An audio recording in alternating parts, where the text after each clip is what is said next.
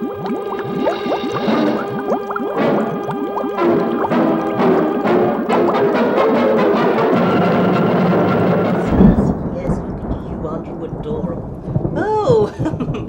there, my dreary one. I'm just working on my homunculus here. Oh, a homunculus is a little person, basically. You know, you make them, bring them to life, do weird stuff with them. I'm Penny Dreadful, hostess of Shilling Shockers out of haunted New England. And tonight, my good friend and fellow fiend, Dr. Gangrene, and I have put together a cinematic treasury of horror for you. Yes, some of the most excellent, fantastic, and fearful fright films ever recorded will be introduced to you tonight. Now, of course, Dr. Gangrene is the host of Creature Feature out of Nashville, Tennessee, so check him out. And let's see here, what should we start off with? Little homunculus? I know. 1932's horror classic, White Zombie. It's widely considered the very first zombie feature ever made, and it stars the iconic and legendary horror star Bela Lugosi as the evil voodoo master, Murder Legendre. So, let us take a peek at the horrors of the living dead in White Zombie. You like that? Good. From Haiti, land of the voodoo, comes the most infamous cult of all. Bela Lugosi as Murder Legendre. I see death. Master of the undead damned. The sinister power behind the White Zombie.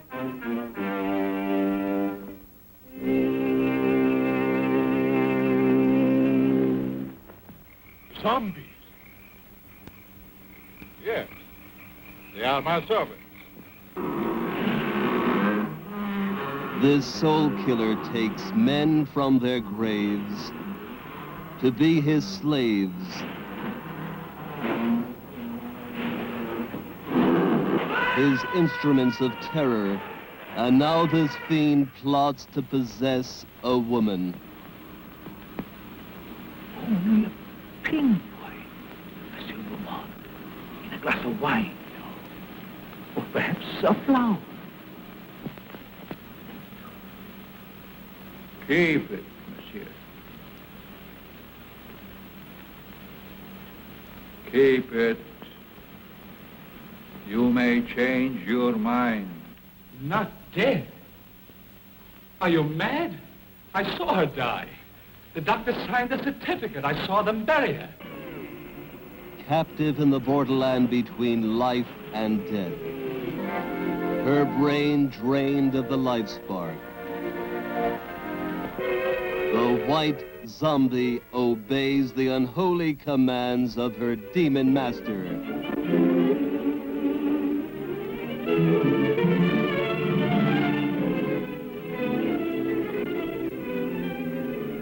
As mindless creatures carry out his cursed will, terror explodes in horror and heartquake. Zombie! Allez, allez! Never eyes so evil, never powers so potent, never magic so black.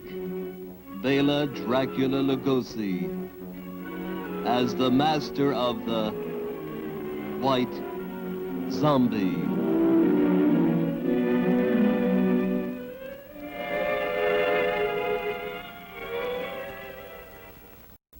Greetings, Fright fans. Dr. Gangrene here, physician of Fright. Now, my dear friend Penny Dreadful introduced you to one of her favorite horror movies a few moments ago. So I thought I'd take a few moments to tell you about some of my favorite horror movies. Now, first up, we have a movie from 1959 that stars Yvette Vickers as the sultry town hottie, Liz Walker. Seems there's more going on in this sleepy little southern town than meets the eye. People are disappearing at the hands of giant, radioactively mutated killer leeches. These leeches are dragging them down into underwater caves to feed on their blood. Ha ha! Yummy! From 1959, this is Attack of the Giant Leeches.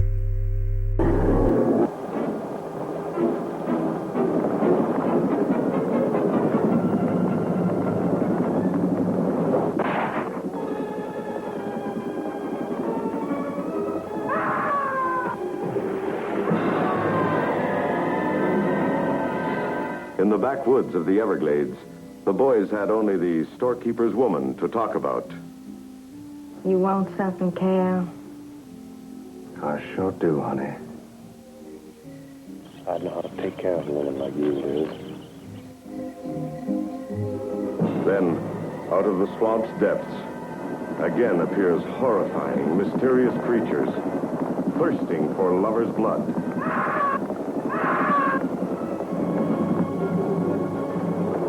What are these giant mutations whose attack on people sends the whole countryside on an endless search? Whatever killed those people is still in that lake, and it's going to take more than dynamite to get it out. And then brings them back to life to gratify their distorted desires.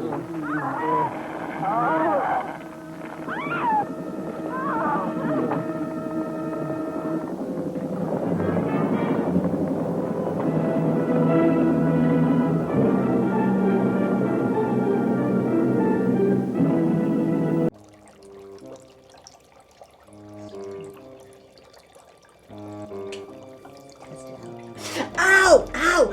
It isn't ready yet. Oh, hello there. Marvelous trailer there, Dr. Gangrene. You sure know how to pick 'em.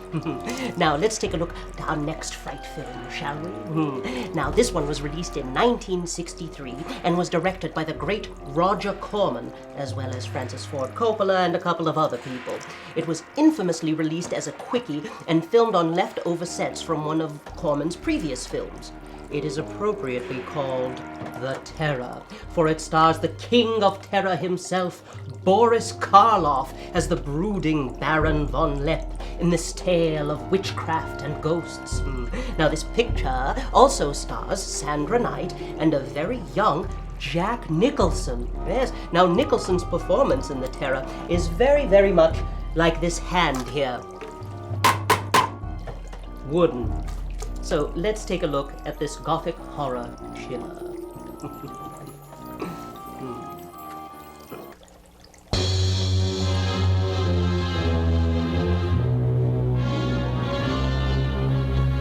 Come in. I surprised her in her room. She was not alone. With my own hands, I killed her. Starring Boris Karloff. Take this gun. Escort this gentleman from the castle. If he resists, kill him. The Terror. His evil mystic powers go beyond man's wildest imaginings.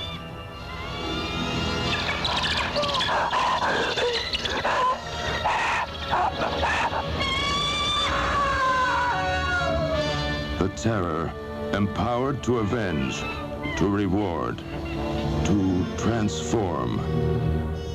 I do love you. Is she a blood and flesh beauty a man can enjoy? I am possessed of the dead. Or is she a gossamer myth, created by a madman's distorted desires?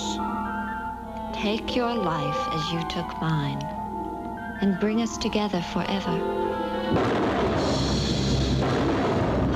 Join Boris Karloff, the Frankenstein monster of all horror motion pictures, in his most blood-chilling screen experience.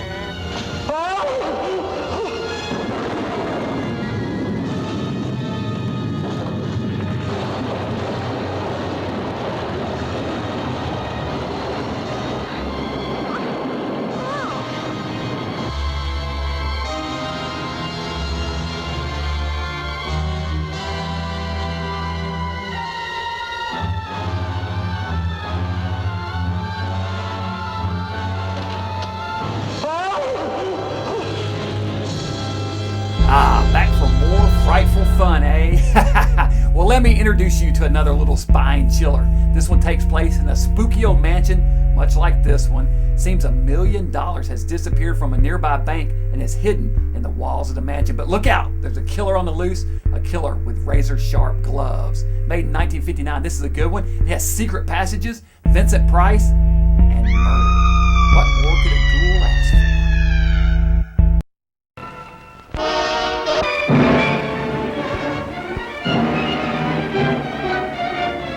Come in. Come closer. Closer. That's right. I'm Vincent Price. You'll be just as safe in this house of fear as any of the other 5 victims murdered by the bat.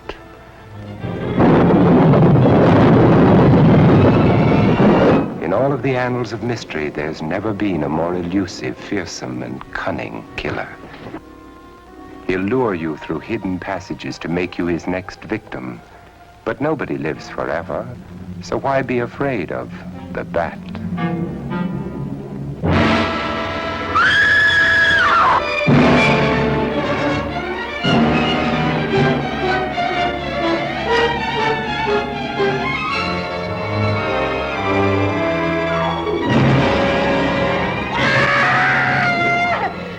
How long's he been dead? Oh, I'd say about a half an hour. Do you believe it was the bat? That's a bat's trademark. Perhaps he's still in the house. That's possible. It says here that the bat never leaves no fingerprints. That's understandable. Having no face, he probably has no fingers either.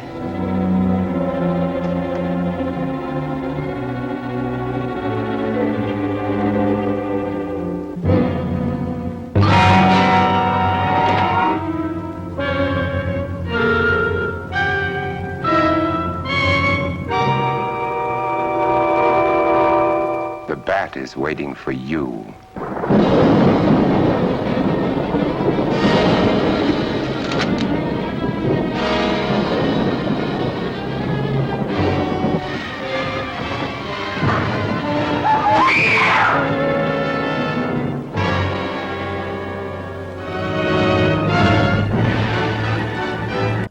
Nightshade and hemlock and bubbling pus. It's bath time for my little homunculus. Oh, you're back already. Well, good. Let's take a look at our next film. It's a doozy, I tell you. This one takes place on a remote island where a scientist works on experiments to make human beings half-sized. His goal, apparently, is to reduce world hunger because smaller humans would presumably eat less. Apparently, the guy never met Billy Barty. That guy could eat like a horse. Anyway, this man's experiments also create a breed of giant venomous shrews. When the shrews run out of smaller animals to eat, they turn their sights on larger prey. So let's take a look at 1959's The Killer Shrews.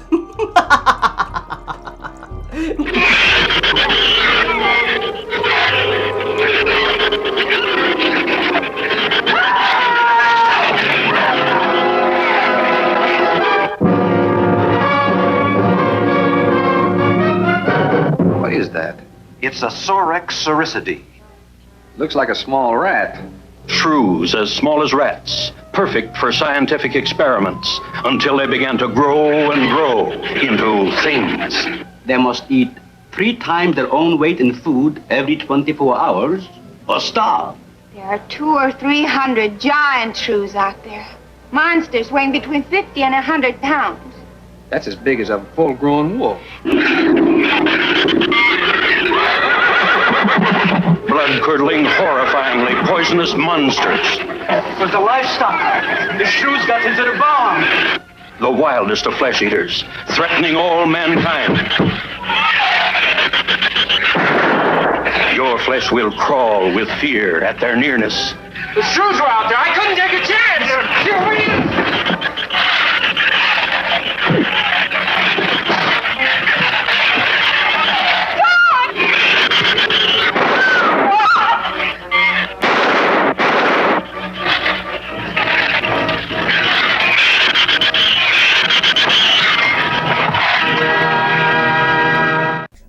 Hey, welcome back. Now, this next movie is one that I've shown more times on my program over the years than any other movie, which is kind of sad to think about, actually. Well, seems something strange is going on in a small Texas town. Teenagers' bodies are turning up mangled, and something big is responsible. What could it be? Turns out a gigantic Gila monster has lived for years in the ravines next to the town, unnoticed and unknown. Well, when it decides to make a smorgasbord of a train and its passengers, it's up to the town sheriff and a local hot rod gang to team up to try to stop the beast. But can they save the day in time? From 1959, this is The Giant Gila Monster.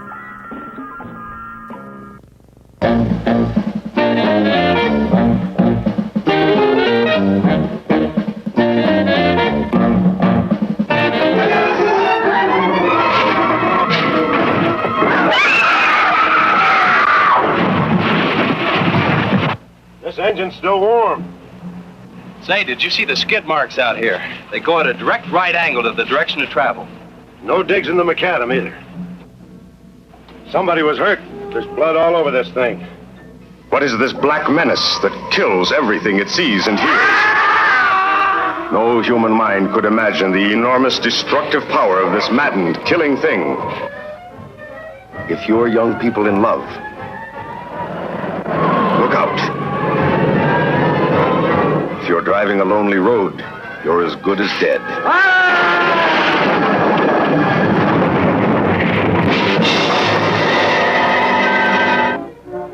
There's been a lot of livestock missing lately. That doesn't make headlines, but now it's people. Never in the history of the United States, a monster of such size and power and horrifying hatred of man.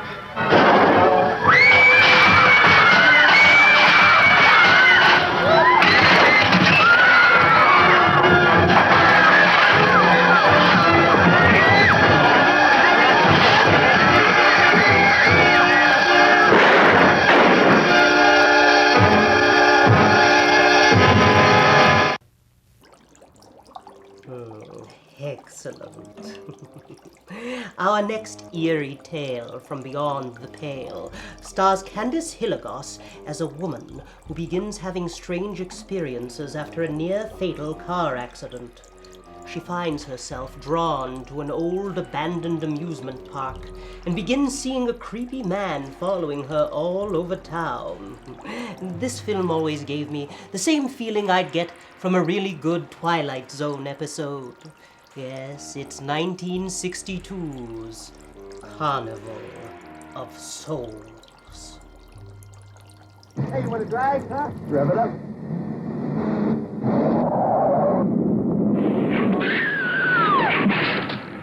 Action you've never seen races across your screen as you thrill to a new dimension in picture making. Carnival of Souls.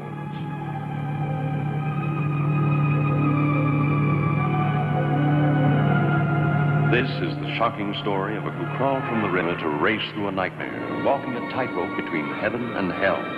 From the unreal, she crashes through to reality.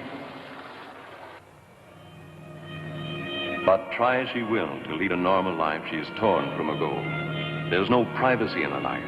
She's ever watched, tormented.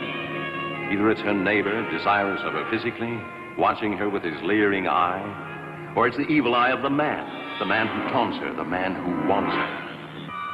From the bottom of the river they come. They reach for her. They demand that she dance with them at the Carnival of Souls.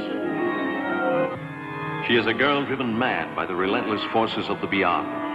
He will not relent as he comes for her again and again. She whirls between the real and the unreal, trying to cling to life. I like being with you, really I do. I don't want to be alone tonight. I want to be near you. Honey, you don't want to go in there all by yourself, do you? But she must watch herself in death. She must dance at the Carnival of Souls held just for her. For they have come for her for the last time, claiming her as one of their own. Carnival of Souls arouses such emotion that the management has been forced to state positively no refunds. Carnival of Souls is the shocker of all time, guaranteed to sweep you into a new dimension of picture making. You can't afford to miss Carnival of Souls. That was a good one, Penny. Now, next up on my terrifying Tales of Terror is a movie made in 1959 starring the one and only Vincent Price. Now, this is perhaps the ultimate Vincent Price movie and the ultimate Old Dark House movie. Price plays an eccentric millionaire who invites 5 strangers to an old dark mansion for a party, a house much like this one. Now, if these strangers can spend the entire evening in the house, they'll receive $10,000 each. But there's a catch. The place is haunted and the spirits are restless. From 1959, this is The House on Haunted Hill.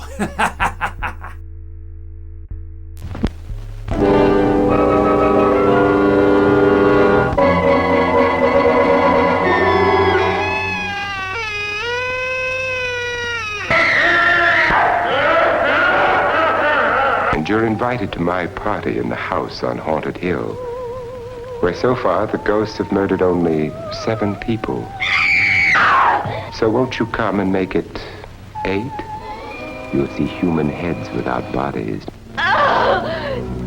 Mysterious pools of blood dripping from the ceiling. The walls move slowly in against you. Don't try to escape, you can't.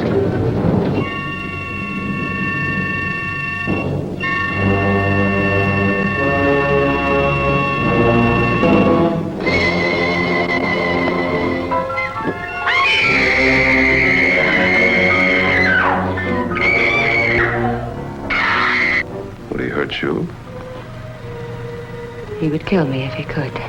So far tonight, one of us was almost killed by a falling chandelier. One of us has been driven to the brink of absolute hysteria, and one of us is dead.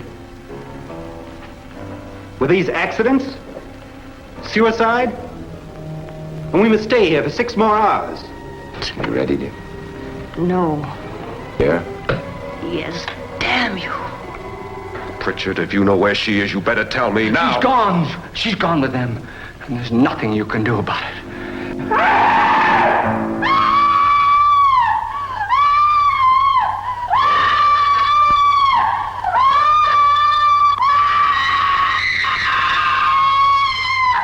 The ghosts are waiting, so won't you join House on Haunted Hill?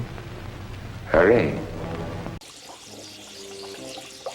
Eye of Newt and Bluebeard's wife, my little homunculus will soon come to life. Hello there. Next up, we have 1964's The Last Man on Earth. This one stars the Prince of Horror, Vincent Price, in an adaptation of Richard Matheson's novel, I Am Legend.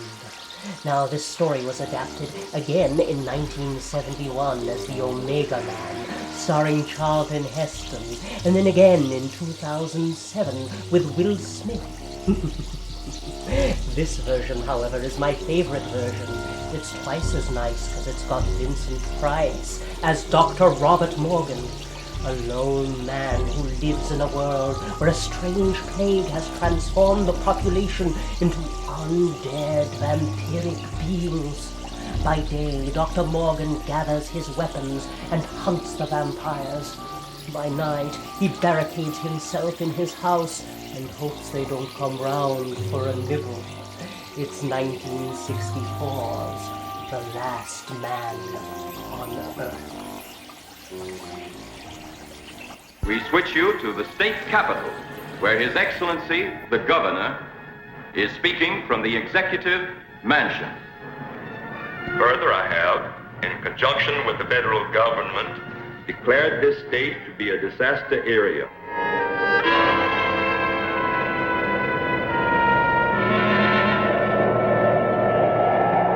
I was sent to keep you here until they come.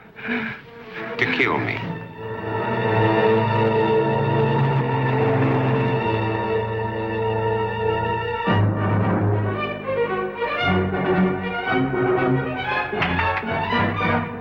Vampires, alive among the lifeless, that make the night hideous with their inhuman cravings. If they are not destroyed in the flaming pits of hellfire, or staked to the ground in the light of the sun, will the unbelievable become real? A world of inanimate zombies by day, irresistible, horrifying attackers by night. Can a zombie woman's hunger for love repopulate the earth?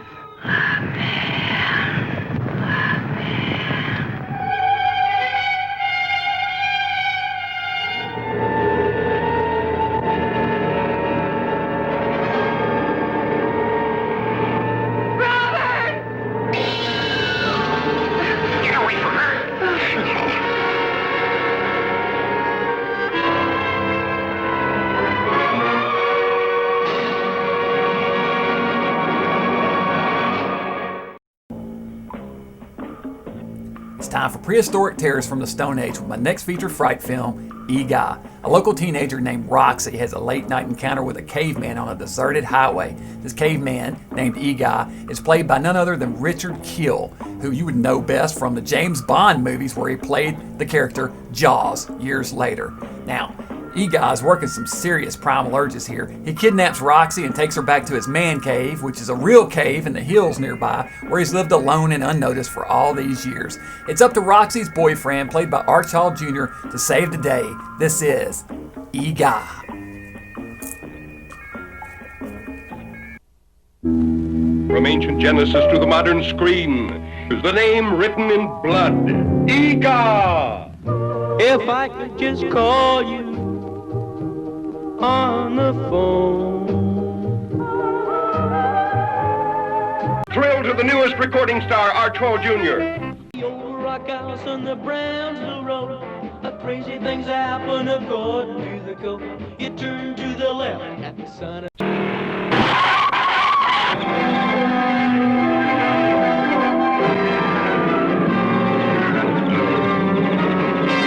The last of the prehistoric giants sees his first girl.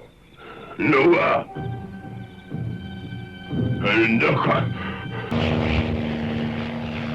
Curious newsmen search deep in giant country for the last of the ancient cavemen. See a tough giant tamed by the soft hands of his captive woman. See him sacrifice his ageless beard for her love.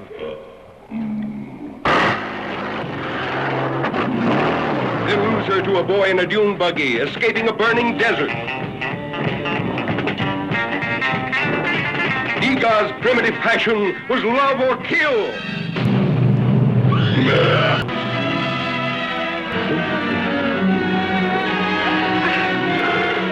Hear Eegah talk, the ancient language of love, used at the beginning of time.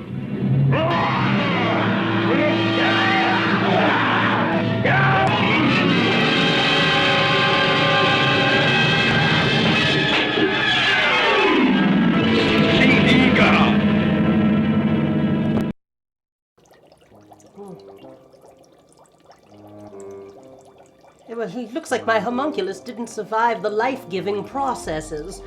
I don't know what I could have done wrong. Ah! I forgot the mandrake root. How absent-minded of me. Oh, well. Let's just chalk this one up as a good try, then. It was worth a shot, right, my dreary one? Yes, it was. Here you go. No, wait. No, it works, Penny. No, don't put me in here. No.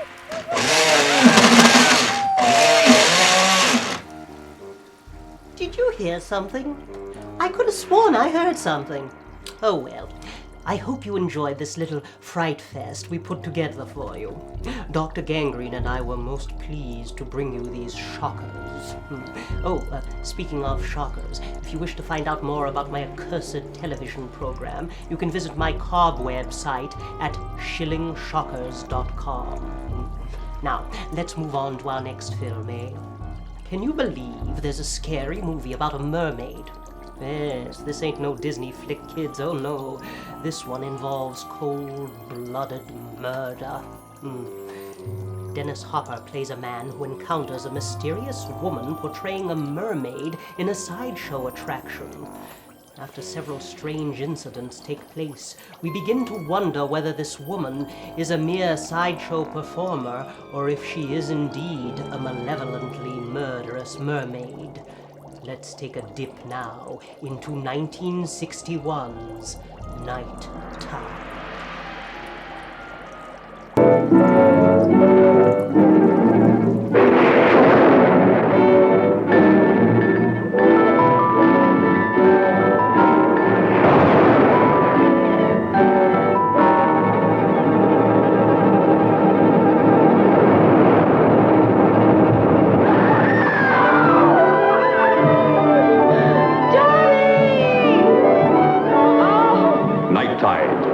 Boundless power ties these two together in a love tainted by strange, sinister terror.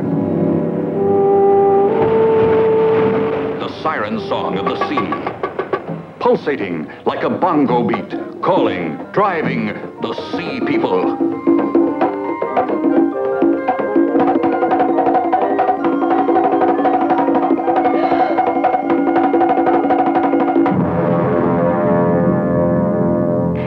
saw how she looked at me, how she spoke to me. She's one of them. She's one of the sea people, and Johnny, I'm so afraid. You're a stranger here, and I guess you don't know what everybody here knows. Ellen, dear. In the past 2 years, Maura's had 2 boyfriends, and they're both dead now.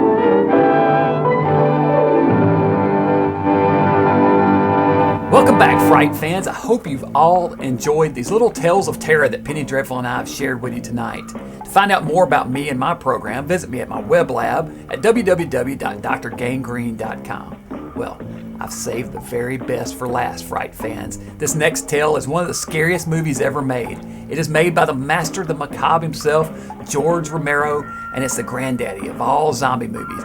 It tells the story of the night the dead crawled out of their graves to eat the living. This is Night of the Living Dead.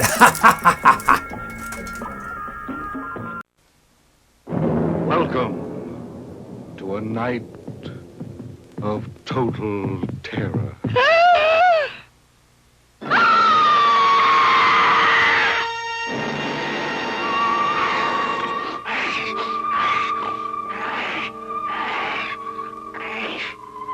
Night of the living dead, the dead who live on living flesh.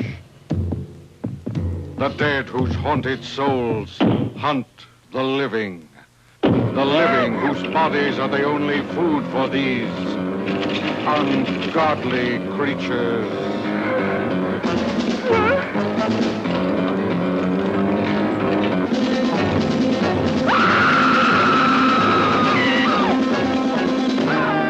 Night of the living dead.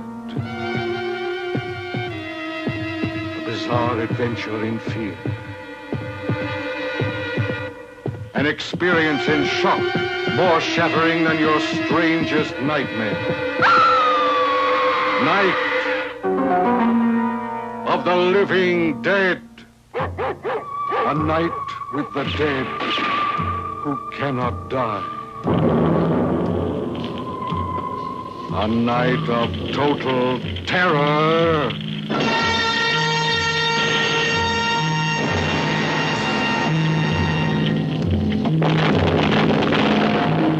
Night